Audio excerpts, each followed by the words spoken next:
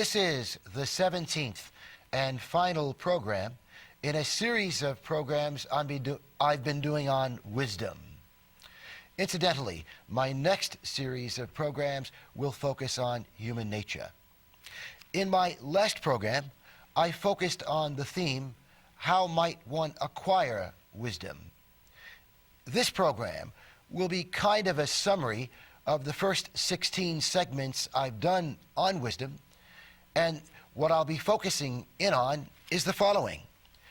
If I had about 20 minutes to communicate to somebody what the great thinkers have said comprises wisdom, what would I tell someone?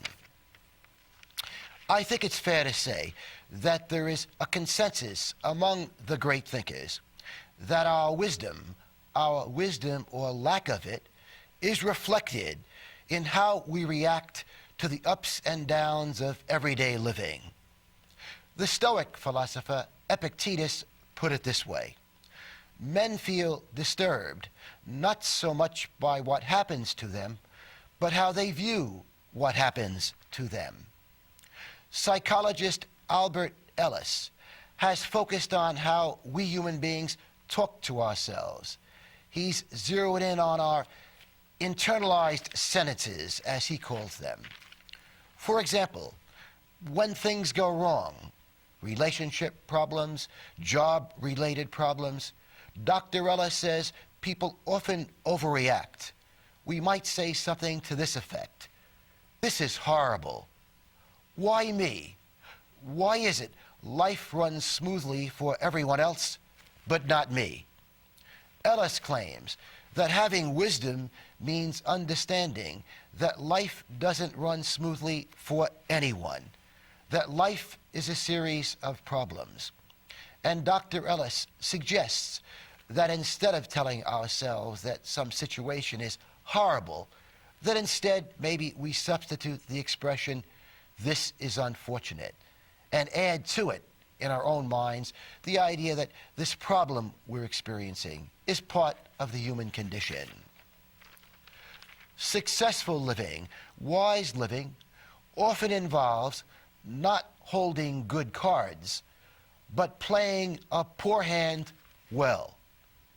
The Tao Te Ching, very famous Chinese book of wisdom, which I have alluded to many times in previous programs, advises us that life will never work the way we wish it to, and that if we try to force life to work in a way in which it won't, it will just add to our daily frustration. The idea is that we must accept what can't be changed in life. We must accept the idea that life is imperfect. It's full of frustrations, disappointments, and even tragedy. Dr. Ellis says that people often experience depression or rage because of their childish refusal to accept a world of frustrations and losses. He says that they complain and whine that such things should absolutely not exist. Writer Robert Fisher also provides some illumination here. He says that when you accept instead of expect, you'll have fewer disappointments in life. Wisdom also involves having a certain humility and engaging on a regular basis in self-criticism. Pascal, the famous mathematician and philosopher, who was also a devout Christian, claimed that we must have self-respect and self-contempt. Yes, self-contempt. Why so? Well, Pascal claimed that since we are all sinners, and since we have an obligation to engage in self-criticism, it's very important that we be aware of the imperfections in our character and have contempt for them. And perhaps if we do have contempt for them, that might be an impetus to improve our characters.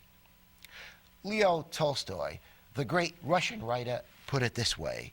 He said, "There is no person alive who does not need forgiveness." Wisdom also involves seeing more clearly. It's been said that when one achieves wisdom, it's not that something different is seen, but that one sees differently. And what does one see differently? Well, one sees society, indeed the world, differently. One sees that society and the world is often irrational. And why so? Why are society and the world often irrational? Well, because they're made up of individual people, and individuals are often irrational. Socrates phrased it this way: there is much imbalance in all men. Let me zero in just for a minute on some of the obvious examples of irrationality in history. Treatment of women, treatment of black people, treatment of Jews. Indeed, so much of United States history reflects the irrationality of the American people. To think that in the 19th century we bragged about our democracy, we considered ourselves to be a beacon of liberty to the world. But while doing that, there were 4 million slaves in the United States. Indeed, the United States had more slaveholders than any nation in the modern world.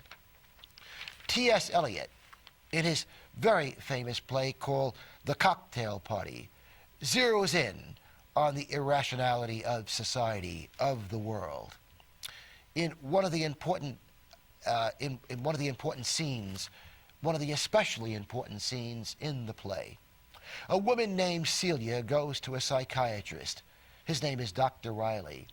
And Celia tells the psychiatrist, I very much hope you find something wrong with me, because if you don't, that might mean there's something wrong with the world, and that would be far worse. That would be far more terrible. Wise people see that groupthink usually lacks wisdom. The idea is that the majority is often wrong. Wise people see that the television, advertising, music, and movie industries cannot be relied upon to provide a guide to the good life. Wisdom also involves seeing competition and cooperation more clearly.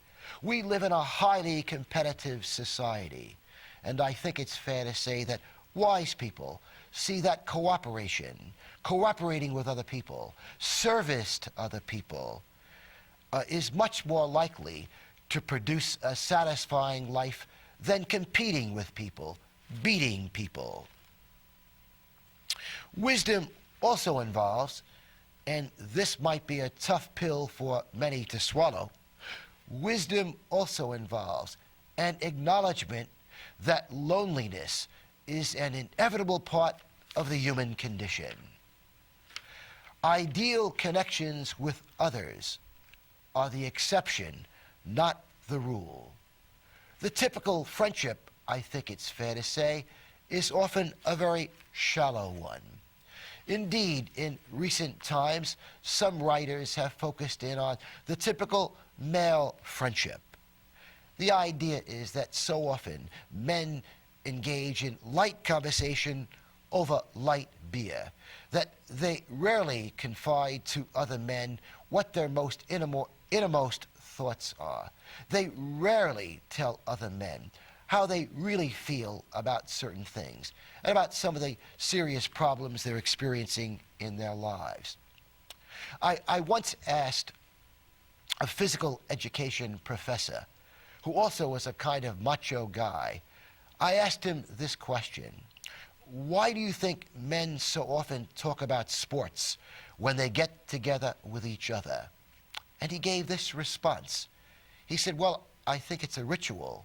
He said, I think in talking about sports, they can avoid talking about what they're really experiencing in their daily lives. The idea is that two men can be friends for 20 years and rarely know each other in any significant ways. Charles Dickens, the famous English writer, in his book Tale of Two Cities, said this: each person is constituted to be a profound secret and mystery to every other person. And Ralph Waldo Emerson, the famous American writer, said this: "Friends such as we desire are but dreams and fables." And writer D.H. Lawrence, in his very famous book entitled Sons and Lovers, focuses in on the loneliness of people in a marriage gone bad. In this book, he talks about a Mrs. Morell. Her marriage is deteriorating, and in talking to herself, she observes that she's often more lonely when she's with her husband than when she's alone. Wisdom writers talk a lot about how to alleviate loneliness. And what is the prescription they provide? Well, they claim that, first of all, we should recognize that loneliness is an inevitable part of the human condition, that one is not alone in feeling lonely, that all people at times feel lonely. Also, another part of the prescription for alleviating loneliness is to learn to enjoy one's own company. That's a form of self-reliance. And also, service to other people, compassion for other people, kindness for other people can help us to connect better with other people and alleviate our loneliness. Wisdom, of course, also involves a knowledge of human nature. And let me just review briefly what some of the great thinkers have said about human nature. I mentioned at the outset of this program, I will shortly be embarking on a series of programs about what the great thinkers have said about human nature. But now a brief overview. Most psychologists and philosophers who have written about this claim that most people, if not all people, have some feelings of inferiority. And as a result of these feelings of inferiority, people often quest for power over other people. It's a way of compensating for these feelings of inferiority. And it's not a commendable way for compensating for these feelings. Freud claimed that people lack awareness, that people are often unconscious of so much of their behavior and so much of what motivates their behavior. Other psychologists and philosophers, in talking about human nature, claim that most people are pretty self-centered, pretty self-absorbed, and that many men in particular lack empathy. Some recent research on male brains and female brains indicates that this lack of empathy in many men may have to do with the chemical composition of the male brain. Let me talk for a moment about the connection between wisdom and religion. What have the wise thinkers said is the proper attitude towards religion? Well, there is some disagreement, of course, among them. Some of the great thinkers have been deeply religious people. At the other end of the spectrum, some of the great thinkers have been atheists. But I think Gandhi, perhaps, best summarizes what might be the wise attitude towards religion. Gandhi, who was a student of comparative religion, claimed that all the major religions contain important truths, but that they're all flawed. He went on to say all the holy books contain important truths, but they also are all flawed. Why so? Why are all the great religions and all the great holy books imperfect? Well, Gandhi gave an obvious reason, and that is that the religions have been founded by men and the holy books have all been interpreted by men. And since all men are imperfect, it must mean, or it must result in, imperfect religions and imperfect holy books and imperfect interpretations of the holy books. Many of the great thinkers agree that whether Jesus was God or wasn't God, that Jesus was a profound psychologist and a profound philosopher. And while Buddha made no claim to divinity, also, there is pretty much a consensus among the great thinkers that Buddha also was a great psychologist. Among some of the great thinkers who believed in God, in a personal God, were the following: St. Augustine, Pascal, Kant, Descartes, and Tolstoy. Among the very famous thinkers who did not believe in a personal God were Epicurus, Freud, Bertrand Russell, Karl Marx, and the German philosopher Nietzsche. There have been other famous thinkers who did not believe in a personal God, but who believed there is a force in the universe on the side of goodness, a force in the universe on the side of goodness. And among those thinkers are the following: Confucius, Buddha, the Stoic philosophers, and Spinoza. All of these thinkers believed that whether or not there is a personal God, it is in our selfish interest to try to be virtuous people, because we will pay a penalty, they believed, in this world for our evil. Wisdom, of course, also involves having a wise attitude towards sex. And I've devoted several programs to this theme. So I want to provide some very brief summary statements on this. There is a consensus among the great thinkers that on the subject of sex, that a great sex life without kindness, without love, without service to others, without a cultivation of the mind, a commitment to learning and understanding, will be an empty life, an unfulfilling life. That it's not enough to have a great sex life.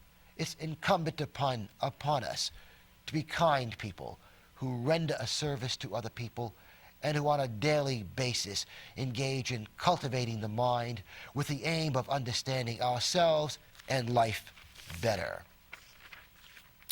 Wise people know that we can never completely satisfy our desire for pleasure, including sexual pleasure. Therefore, some sexual frustration is inevitable. That's the way it is. Wise people begin with the premise that life is not easy, that anxiety, nervousness, frustrations, disappointments, and yes, even tragedies are part of the human condition. Indeed, psychiatrist Carl Jung said that the most important problems of life are fundamentally insoluble, but that nevertheless, in trying to work our problems out, in trying to deal with our problems, we can achieve greater insight in life. And dealing with our problems in a wise way can give meaning to our lives. The idea is that life is made significant by the struggle. Life is made significant by the struggle. And also that we can learn to experience more tranquility and joy. Both Buddha and Freud, among so many of the great thinkers, believed we can think ourselves into being less anxious and more tranquil. We can think ourselves into being less anxious and more tranquil. That our thoughts wield great power over us. And if we can manage our thoughts better, life will be a more fulfilling experience. The German philosopher Nietzsche raised the question, how does one know if one has grown in wisdom? And Nietzsche provided this answer, and I'm quoting him. Growth in wisdom may be exactly measured by decrease in bitterness.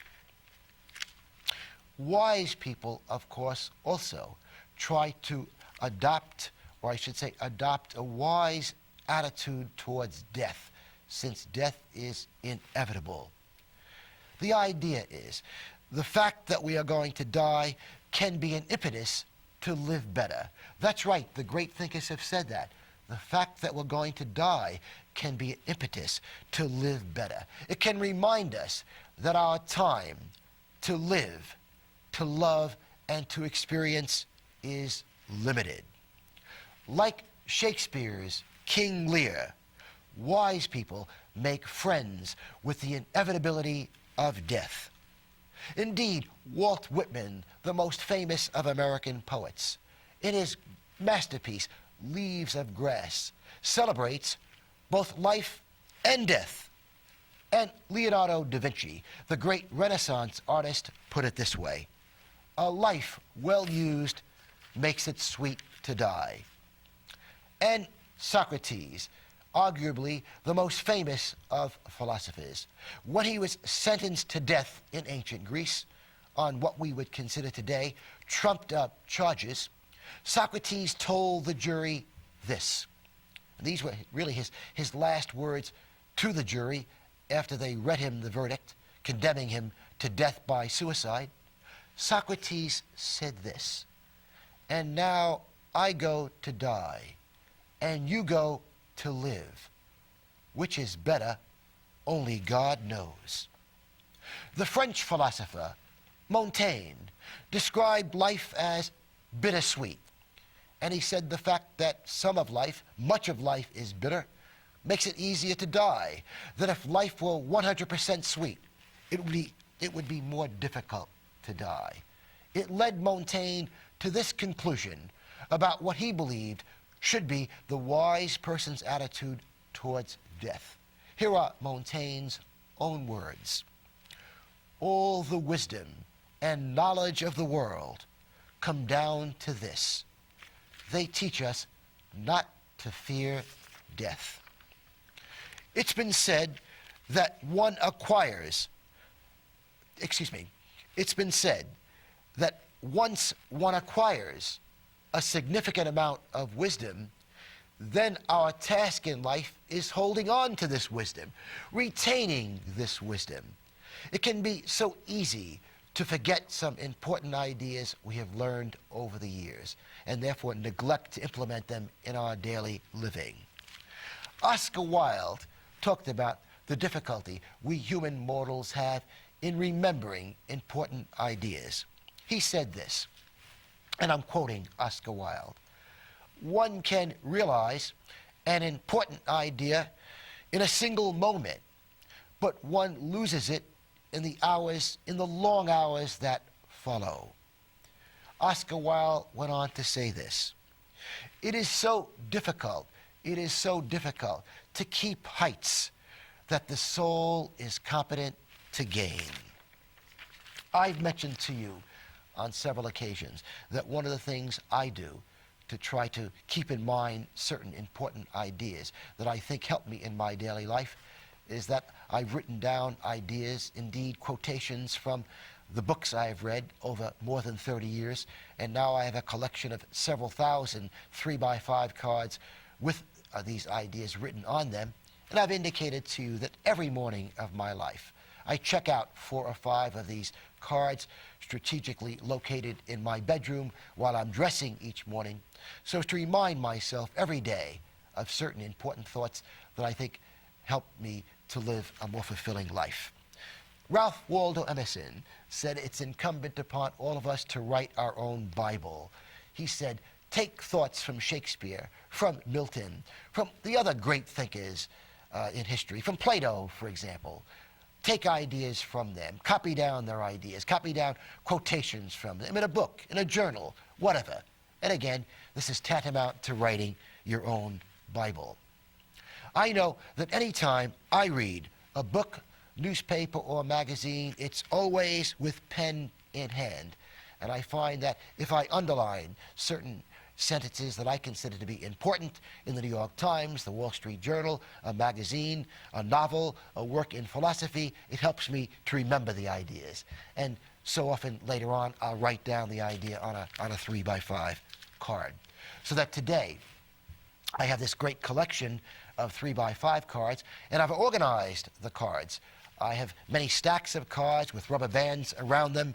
Some of the stacks deal with wisdom, others with human nature, love, religion, mental health. And then I have cards devoted to individual thinkers. I have a stack of cards with quotations from the Buddha, Jesus, Plato, Tolstoy, Nietzsche, Kant, Descartes, and so many others. The Dalai Lama has said that he also engages in introspection every morning of his life. And the Dalai Lama has said that every morning he tries to remind himself about how to deal with life's problems and also how to deal with other people. And I suspect most spiritual people, if not all spiritual people, try to do this on a daily basis. Writer Hermann Hesse tells us that while we can increase our tranquility in life, there is no such thing as a permanent tranquility. Hesse has put it this way: yes, there is such a thing as peace, but there is no peace that dwells in us eternally and never leaves us. There is only a peace that must be won time and time again by unceasing struggle, that must be won each day anew. Wise people understand that suffering will never be completely absent from our lives. But they have cultivated the discipline and the skill to access greater tranquility. I think Ralph Waldo Emerson provides a terrific summary statement for my 17 programs on wisdom. Emerson raised the question, what is wisdom? And here is his answer in his own words: to live the greatest number of good days, to live the greatest number of good days. That is wisdom. Finally, Henry David Thoreau reminds us that we are all artists. In Walden, he penned the following words: to affect the quality of the day, that is the highest of arts.